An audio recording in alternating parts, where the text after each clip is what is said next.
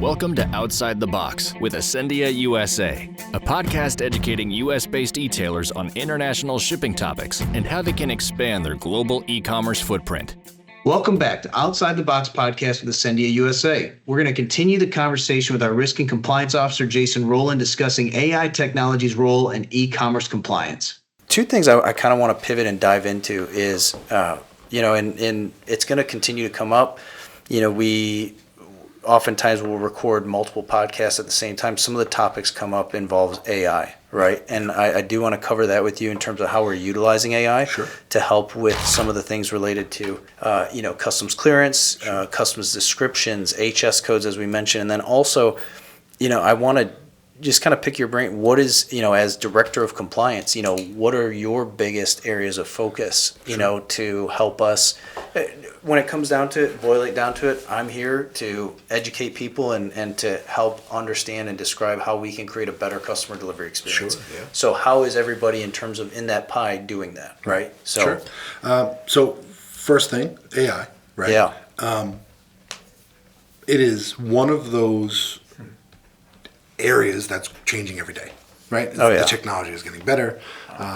Different things, different tools are coming online that are making HS, specifically for HS codes, right? Sure, yeah. Are making that process easier. Where now we have tools where we can either on a item level or on a bulk level, right? If you're talking about a catalog, send in item descriptions and have an AI kind of spit out an applicable code that it based on the country of destination or the country of origin. Hey, this is the best guess that the AI can come up with in terms of HS code accuracy. And what it does is it allows you to start that conversation and says, hey, great, you have a 10,000 item catalog. Rather than have you try and give your own guess for each one of those 10,000 things, let's bulk upload this into an AI and have it spit out its best guess. And then we can look at them and say, all right, do we need to pivot or change a little bit for the codes in order to get more specific on what the item actually is? So there's still a margin of error there. There is, and there always is going to be. Okay. In the end, it's always going to be up to some level of interpretation as to what the item in the box is, and whose definition of it we're going to go with. But at the same time, tools are always evolving and they're always getting better. And at Asendia, we use a couple of different tools to do those things. Some are proprietary, some are third-party vendor tools. And when we try to work with customers to make sure that their catalogs are current and their codes are up to date, and AI is one of those things where it's not pervasive yet, but it's going to be, and it's going to get there. Okay. And eventually there'll be customer-facing AIs where they can say, great, just plug your catalog in here, upload your Excel file with your custom subscriptions, and this tool will spit out. Which is pretty amazing, because I don't know if anybody watching has ever tried to take the time to get online and search your own HS code. Yeah. It is brutal. It's dense. It's very dense. brutal. That's a tough slide. Oh my gosh, it's time consuming. It's awful. So that's encouraging. So that's really great. And then talk a little bit. What are some of the projects that you're working on? Specifically AI, we have an ongoing project right now where we're looking at developing an AI tool to help with this, right? Okay. That's in addition to the proprietary or third-party software that we may or may not be using? Right. Okay. And also legal, where all of these things kind of intersect with legality and the law and the regulators, right? And there's this, you can do your best to get the right codes and do everything properly, but in the end, it's still going to be some regulator that's going to see these things and kind of have their own interpretation. So a big part of what I do is I work with the regulators themselves and say, all right, here's this item, right? And you guys are stopping it or delaying it, but all right, so how do we move this item more efficiently? Well, what can we do as a shipper to avoid this in the future, avoid it getting stopped? So a lot of the conversations are with stakeholders in the logistics industry and also with regulators themselves in terms of how do we give Asendia the fastest route through this process. That's fantastic. Yeah. That's great. And anywhere that our company intersects with a law or a rule or regulation, it falls through me and my team to make sure that we are always at the forefront, right? We always want to be compliant. We always want to be aware of what's coming down the pipe, because these changes can have large effects on even the smallest things, right? And so making sure that we're always up to date, we're always current, and then not only that our customers' material is protected through that process. Sometimes it deals with loss prevention, those kinds of things. But for the most part, it's about protecting, making sure the customer is compliant with the law, making sure that their material gets where it's got to go, right? And then making sure that our company and our employees are always covered from a legal perspective. Make sure that we're not, asking anybody to do anything that we shouldn't be doing or anything like that. So legally, we protect our people, we protect our company, and then as a result, we also protect our clients. Is this why you haven't given me badge access into ORD yet? Well, we haven't. We have to talk. Okay. I do have a. Sorry, John. Go ahead. So, Jason, in your experience, what's the biggest risk today? That you have to mitigate. Undervaluing, I think, is probably one of the biggest ones, right? It's one of the big ones, right? It's ridiculously huge, and people still do it. Yeah, it's a big problem, and a little bit of why ICS2 is so important is because of that problem, right? So it's one of the major reasons that international posts are starting to really take a look at this stuff, because they know the amount of money that they've been losing. Oh my gosh, they know how the U.S. has been muddying the waters with the UPU, like politically, right lately. Yeah. And it's one of those things where if the U.S. is going to be the one to kind of lead that and say, all right, well, we're kind of sick of getting the short end of the stick financially on international transactions. Us? Right. Yes. US, well, right. our de minimis is super high. Right. Yeah. So we're kind of tired of that. And we're kind of tired of other companies being able to send material into our country for free, basically, right? Yeah. Because they undervalue, and then they don't pay anything to be able to move that into the U.S. Once we started making a bigger deal out of that, other countries said, hey, well, guess what? Now we want to know what's so it's our coming fault. in. Right. Okay. Yeah. No. And just for clarification, that's been going on forever. So typically, it's a game. There's a long history. Right. So UPU stands for Universal Postal Union. Just for anybody again listening and watching. That was exciting. Acronyms. Just try to. You had a lot of them today. You're on a roll. No, I'm explaining everybody's. That's all I've been doing all day long. Just pass on information. Yeah, I'm just trying to help here. I understand. Wealth of knowledge. Hey, you know what it is? Nuggets. Okay? It's all about those nuggets, That all right? 10-piece. Get ready. It's coming. What do you think I wrote something down here. What do you think the most common mistake people make that they should try to avoid? Does that make sense to you? In terms of a company moving their material internationally? Yeah. Because some people don't think about this stuff. Yeah. They just think they want to start up. Like the undervaluing, is that? Undervaluing is a big problem in terms of enforcing the law, right? Because that means, you have a company who is moving things with basically what amounts to be fraudulent data, right? Because it's something where you are perpetuating a crime against the company, against the country that you're sending material into. For clarification, a declared value is based on the transactional value. Correct. It's not based off of the replacement cost or the COGS, right? Correct. It has nothing to do with that. No. It's what you sold it for to the end user. Right. Okay. And for that to happen, I think that's a big area that people trip on, right? Is they will sometimes they'll over-declare, right? Based on that kind of analysis, where they'll say, hey, this was an item that retails for X amount, but I sold it at a discount. Like a sale. They had a sale. Okay. Right.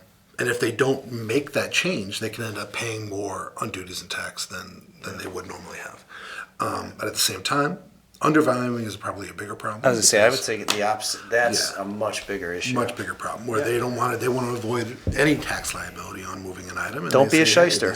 Don't be a shyster. Item is worth $10,000 in reality, but we're going to call it, a toy, and we're going to send it in for $4.99 for $9 USD. Right.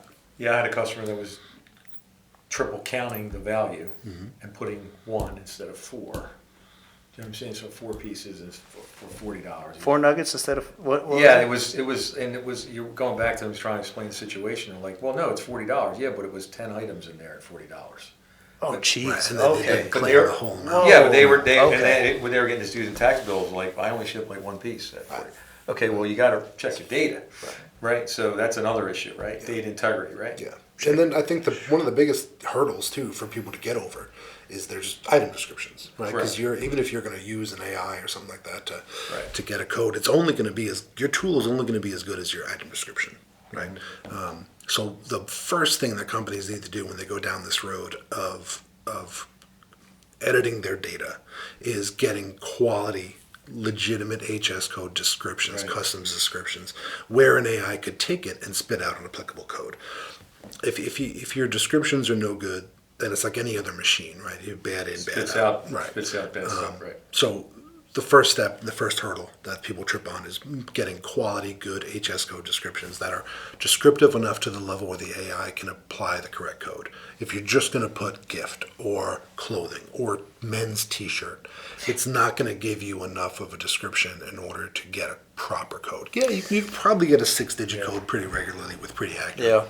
But as countries begin demanding 8 and 10-digit codes, you could have a 6-digit code and be just as far away from getting your 10-digit code as you would have been if you had nothing to start with, right? It's so pretty often dense to that get I'll through. see, it's like, it's two opposites, right? I'll see the ones that say shirt, just shirt, nothing else. Yeah. Doesn't say where it's from, doesn't say that it's cotton, doesn't say that it's polyester, it doesn't say that it's a man's shirt, woman's shirt, it just says shirt. And then I'll see one that says, Hulk Hogan, red shirt, Egyptian cotton, and this is all in the customs description. And sometimes it's just too much. Sometimes it's overkill, and it just sent, and people can't, they can't. So it's like, okay, it's an unfortunate thing to get on here and say that there is a happy medium that has to be somewhat realized, but it's true. Sure. That you can't have 150 characters in a customs description and expect an AI spider to go along and just say, oh, I know exactly what that is. Because a lot of time those tools will have built-in character stops, right? And it'll say, we only take the first 100 characters of your item description. 100%. If it goes past that, your tool's going to spit out something that's not accurate. What about challenges with airline partners? We saw a lot of them during COVID, right? The uplift was limited and resources were limited. But a lot of that's passed, I think. Okay. We do have beginning of increases of flight loads, right? Where we're starting to add flights, right? Instead of, and we were in this kind of phase of reduction for 2 or 3 years, where airlines were kind of realigning and reducing costs and limiting lanes on flights. And now we're kind of starting to see the big international carriers out of the U.S. start to increase their flight loads a little bit as business comes back. Because there was this strange post-COVID lull, right? Yeah, and now we're starting to pop out of that a little bit. So, yeah, we're starting to see more flights, more availability, more open space on planes, which is leading to lower costs, right, for carriers like us.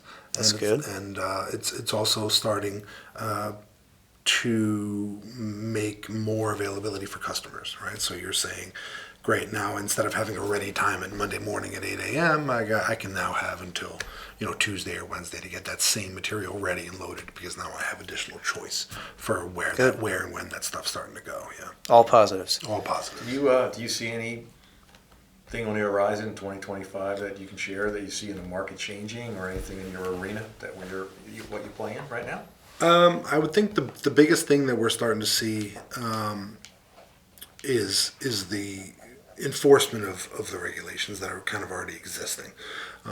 That's just going to continue. It's going to continue through. So additional policing of current laws, additional eyes on the same things. I don't really think the laws or the rules themselves are going to change much in 25. I think it's going to be a year of the industry finding its level, right? Because those regulations are out. ISTS 2 is in place. Other countries are going to jump on the bandwagon, right? We saw it with other regulations also. We saw it with data privacy regulations when GDPR came out across the EU and kind of raised the level of knowledge and acceptance across the industry in terms of a specific topic of data protection. We saw other countries jump on the same bandwagon. The U.S. is starting to do it. It's a little different. It's at the state level, so it's not really a national regulation. Okay. But other countries, Asia right now is going through a large influx of the new data protection privacy policies and things like that. For the inbound China stuff? For the inbound, for data that Temus of the involves- world and those kind of companies, right? in order to kind of rein that in a Yeah. little bit. I think regulatory, from a regulatory mindset, there's a lot of raising to a new level that's happening right now.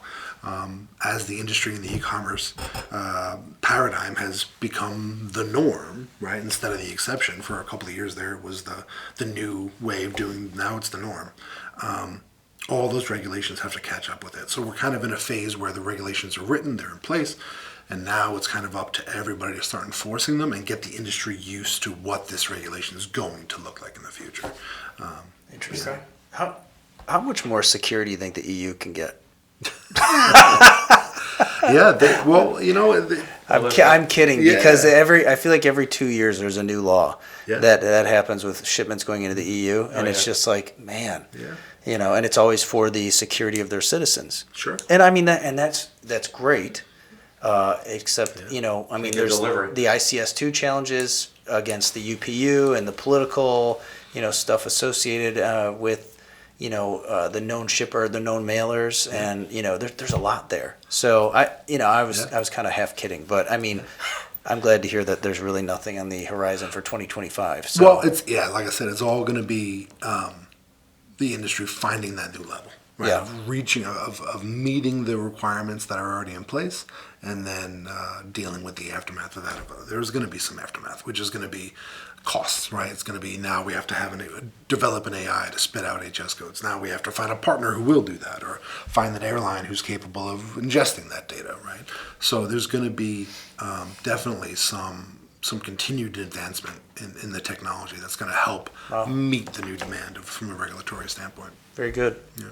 Well, Senior Jason, thank you for your time today. Did you ever think that risk and compliance would be that exciting? No, I thought truly it'd be enjoyed this. really I boring. truly enjoyed this. Did you think it'd be boring? No, I didn't think he would be boring. The topics would be boring. Good Lord, John. Yeah, I mean, I didn't think our guest would be boring at all. Well, you never know. It's a crapshoot. But okay, well, that's all, do folks. never know. Anyway, until next time. So no. No, Jason, that was awesome. No, that was problem. great. Thank you. Thank you happy to do for it. thank you for taking the time to come here, and thank you for not being boring for John's sake. So I You're appreciate welcome, John. It's our pleasure. it. Yeah. No problem. Thanks for having us. Okay, it's his pleasure. So It's our okay, pleasure. all right. If you want to support our podcast, the number one thing you can do is share it on your social media and tag Asendia. That helps us get the word out, and we really appreciate it. Be sure to subscribe and download our podcast. If you want to learn more about today's topic, email us at ecommerce.usa@asendia.com and check back frequently for new discussions on e-commerce shipping to Canada and worldwide.